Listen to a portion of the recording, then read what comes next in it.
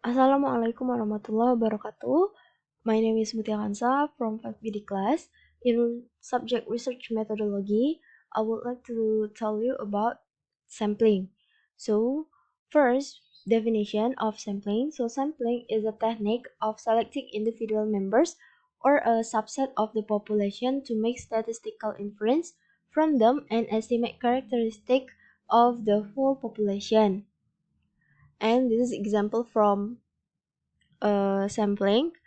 For example, if a drug manufacturer would like to research the adverse side effects of a drug on the country's population, it is almost impossible to conduct a research study that involves everyone. In this case, the researcher decides a sample of people from each demographic and then research them. So after that, they giving them indicative feedback on the drug's behavior. And for types, sampling have two types. First is probability sampling and the second is non-probability sampling. First, probability sampling is a sampling technique where a researcher sets a selection of a few criteria and chooses member of a population randomly. So it for probability sampling is also known as random sampling methods. And all the members have an equal opportunity to be part of the sample with the selection parameter. And probability sampling have four types. First, simple random sampling, and then cluster sampling, systematic sampling, and the last is stratified random sampling.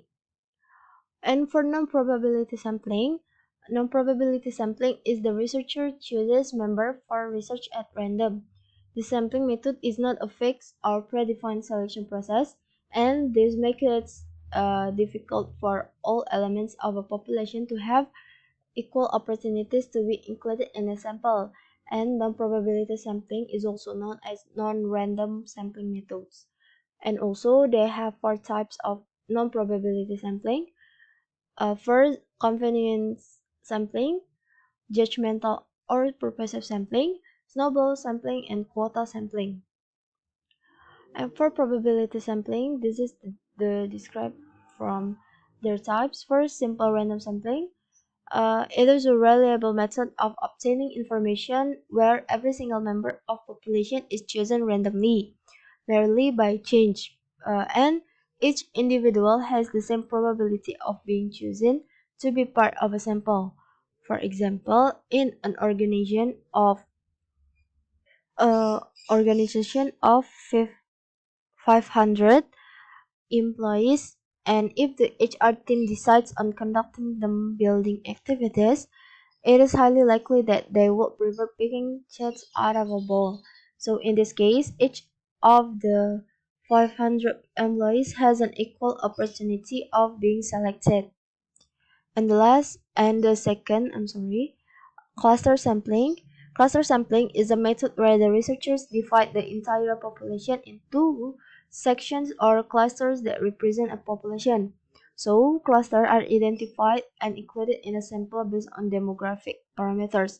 So, it's like age, their sex, and location and the others, and this makes it very simple for a survey creator to derive effective inference from the feedback.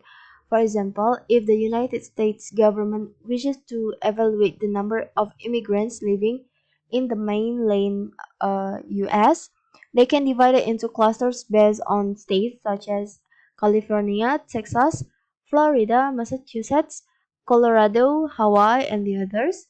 And this way of conducting a survey will be more effective as the results will be organized into states and provide insightful immigration data.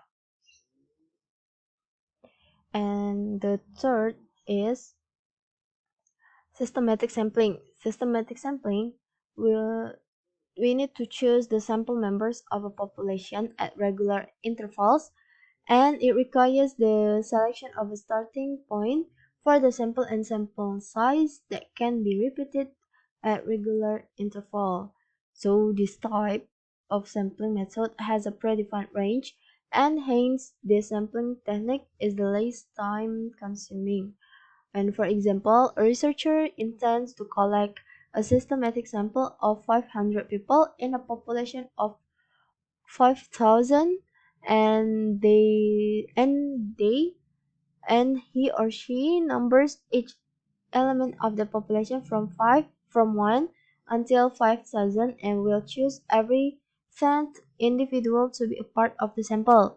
So we can see that when we want there is total population divide sample size, and we can the total population is 5,000 and the sample size is 500, and when we divide it the score is 10. And for stratified random sampling, it is a method in which the researcher divides the population into smaller groups that don't overlap but represent the entire population. And while they're sampling, these groups can be organized and then draw a sample from each group separately. So, for example, a researcher looking to analyze the characteristic of people belonging to different annual income divisions will create the groups or the strata according to annual family income. For example, less than $20,000, and then start from $21,000 until $30,000, and then $31,000 to $40,000, and then $41,000 to $50,000, and etc. And by doing this, the researcher concludes the characteristic of people belonging to different income groups, and marketers can analyze which income groups to target and which ones to eliminate the create a roadmap that would bear fruitful results. And then uses of probability sampling. First, reduce sample bias. So when we use probability sampling method, the bias in sample derived from a population is negligible to non-existent. So the selection of the sample mainly depicts the understanding and the inference of the researcher. And then probability sampling leads to higher quality data collection as the sample appropriately represents the population. Second is diverse population. When the population is vast and diverse, it is essential to have adequate representation so that the data is not skewed toward one demographic.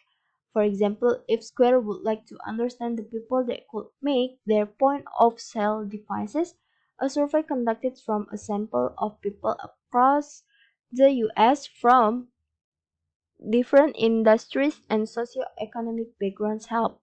And the last is create an accurate sample. Probability sampling methods helps the researchers plan and create an accurate sample. This helps to obtain well-defined data. And next is non-probability sampling. For non-probability sampling, first is convenience sampling.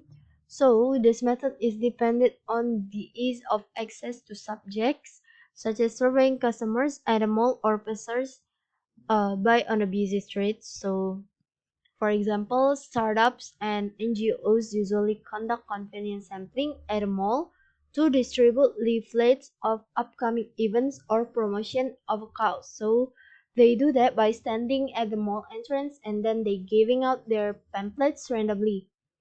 And then next is judgmental or purposive sampling.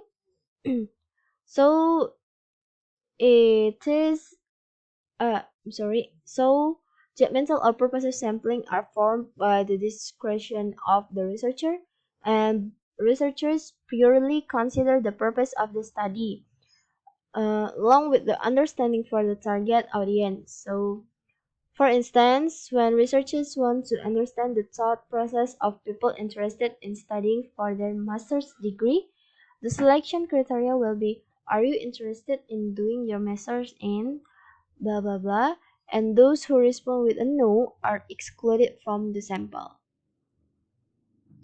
Next is snowball sampling. Snowball sampling is a sampling method that researchers apply when the subjects are difficult to trace.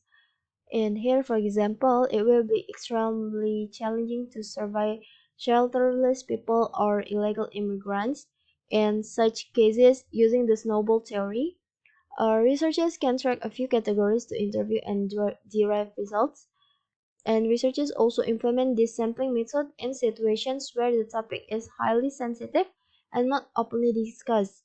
And for this, for example, surveys to gather information about HIV/AIDS because not many victims will readily respond to the question. Still, the researchers can contact people they might know or volunteers associated with the cause to get in touch with the victims and collect information.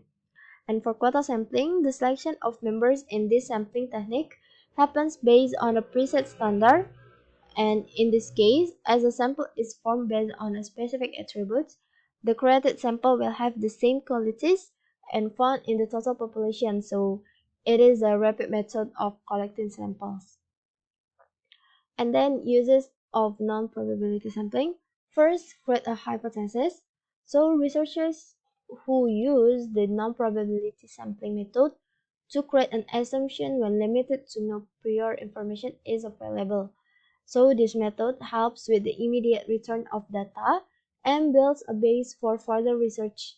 And then for exploratory research, researchers use the sampling technique widely when conducting qualitative research, pilot studies, or exploratory research. And the last is budget and time constraints. The non-probability method when there are budgets and time constraints and some preliminary data must be collected. And then, since the survey design is not rigid, it is easier to pick respondents at random and have them take the survey or questionnaire. So this is the difference of probability sampling methods and non-probability sampling methods. And for definitions, the probability sampling methods is a sampling technique in which samples from a larger population are chosen using a method based on the theory of probability.